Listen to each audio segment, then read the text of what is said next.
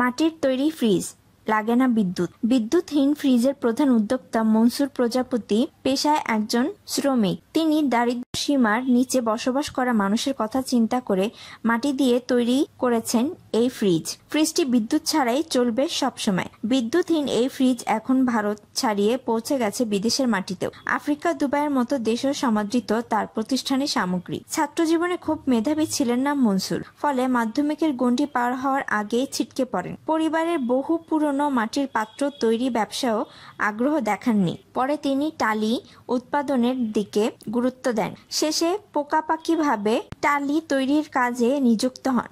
এই টালি তৈরির সময় তার মাথায় আসে আইডিয়াটি। সেখান থেকেই তিনি মাটির ফ্রিজ বানানোর সিদ্ধান্ত নেন। টালি তৈরি করতে গিয়েই জন্ম নেয় তার প্রতিষ্ঠান, যার নাম রাখা হয় মিট্টিকুল, যা মাটির সামগ্রী, রেফ্রিজারেটর, কুকার, ফিল্টার ইত্যাদি তৈরির জন্য বিখ্যাত। তার প্রতিষ্ঠানে সাধারণ গ্রামীণ মানুষ ফ্রিজ পেতে পারেন মাত্র ৩,০০০ টাকায়। মনসুর বলেন, মাটির ফ্রিজ তৈরিতে ব্যবহার করা হয়েছে বেশ কিছু বৈজ্ঞানিক ফর্মুলা, যা ঠান্ডা রাখবে ফ্রিজের ভেতরে থাকা খাদ্য সামগ্রী। প্রাচীনকালে মাটির পাত্রে খাবার রেখে তাপমাত্রা ঠিক রাখতেন মানুষ, কিন্তু সম্প্রতি প্রাচীন সেই ধারণাকে সামনে রেখে বিদ্যুৎহীন ফ্রিজ আবিষ্কার করেছেন ভারতের এই নাগরিক। এরকম আরো তথ্য পেতে আমাদের চ্যানেল নিউফর্মের সাথে থাকুন, আর যদি সাবস্ক্রাইব না করে থাকেন তাহলে এখনই সাবস্ক্রাইব করুন।